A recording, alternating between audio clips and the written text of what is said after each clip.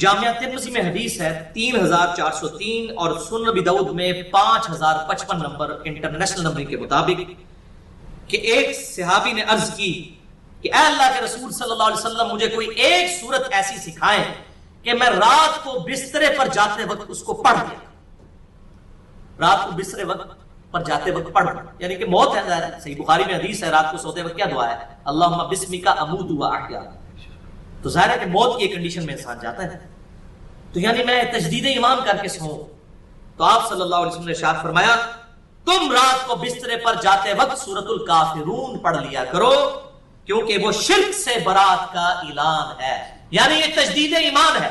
جیسا کہ سورۃ البقرہ کی آخری دو آیات جو میں نے پچھلی دفعہ کور کی تھی بخاری اور مسلم کے حوالے سے، وہ تجدید ایمان ہے، یہ بھی تجدید ایمان ہے، اپنی توحید کا اعلان، موحد ہونے کا اعلان ہے، سورۃ الکافرون پڑھ کر رات کو سویا جائے۔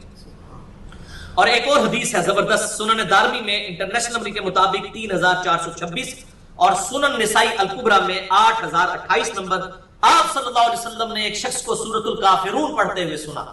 کیا خوش نصیب تھا کہ پڑھ رہا تھا اور اللہ کے محبوب سن رہے تھے صلی اللہ علیہ وسلم۔ آپ نے فرمایا یہ شخص شرک سے بری ہو گیا،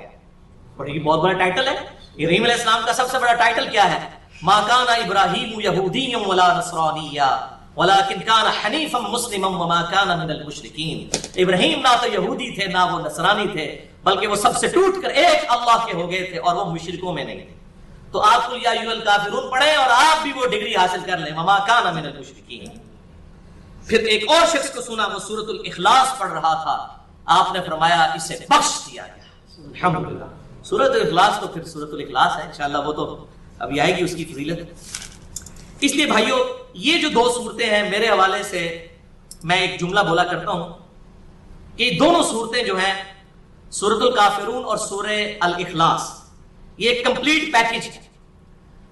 کلمہ توحید کے حوالے سے۔ کلمہ توحید کیا ہے؟ لا الہ الا اللہ محمد رسول اللہ صلی اللہ علیہ وسلم ہم تصدیق کرتے ہیں، لیکن پہلا کلمہ کیا ہے؟ لا الہ الا اللہ۔ پہلے ہم نفی کرتے ہیں کوئی الہ نہیں ہے سوائے اس اللہ کے،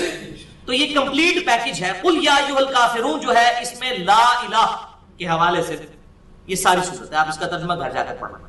ہر الہ کی نفی ہے سوائے اللہ۔ اور سورۃ الاخلاص میں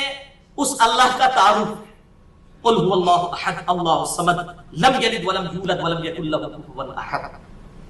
یہ کمپلیٹ پیکج ہے۔ اسی لیے صحیح مسلم میں حدیث ہے انٹرنیشنل نمبر کے مطابق 1690 کہ آپ صلی اللہ علیہ وسلم فجر کی دو سنتوں میں پہلی رکعت میں قل یا ایھا الکافرون اور دوسری رکعت میں قل هو اللہ احد پڑھا کرتے تھے، اور یہ عموماً آپ سنتیں جو پڑھا کرتے تھے جو نوافل تھے ہم سنت موقدہ کہتے ہیں، اکثر آپ صلی اللہ علیہ وسلم یہی دو صورتیں پڑھا کرتے تھے، دو رکھتے ہوں قل یا ایھا الکافرون اور قل هو اللہ احد، اور اگر چار ہوں تو بہتر ہے کہ چاروں قل یاد کریں، وہ چاروں پڑھ لیں تاکہ آپ کو یاد رہے، جیسا کہ صحیح حدیث سنن نسائی میں آتی ہے کہ آپ صلی اللہ علیہ وسلم وتر کی پہلی رکعت میں سبح اسم ربک الاعلی پڑھا کرتے تھے اور اس کے بعد والی رکعتوں میں سورۃ الاخلاص اور معوذتین قل اعوذ برب الفلق اور قل اعوذ برب الناس پڑھا کرتے تھے،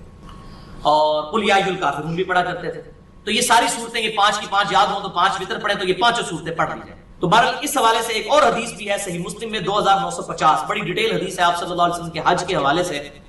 اس میں آتا ہے کہ آپ صلی اللہ علیہ وسلم طواف کعبہ کے بعد جو دو نفل پڑھا کرتے تھے ان میں بھی پہلی رکعت میں قل یا ایھا الکافرون اور دوسری میں قل هو اللہ احد پڑھا کرتے تھے۔ سورۃ الکافرون ہو ان کو یاد کرنا چاہیے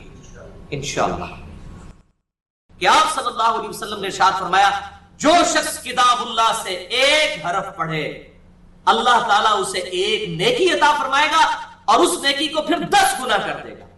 میں نہیں کہتا کہ الف لام میم ایک حرف ہے، بلکہ الف ایک حرف، لام ایک حرف اور میم ایک حرف ہے، یعنی 30 نیکیاں ملیں گی، آپ صلی اللہ علیہ وسلم نے ارشاد فرمایا۔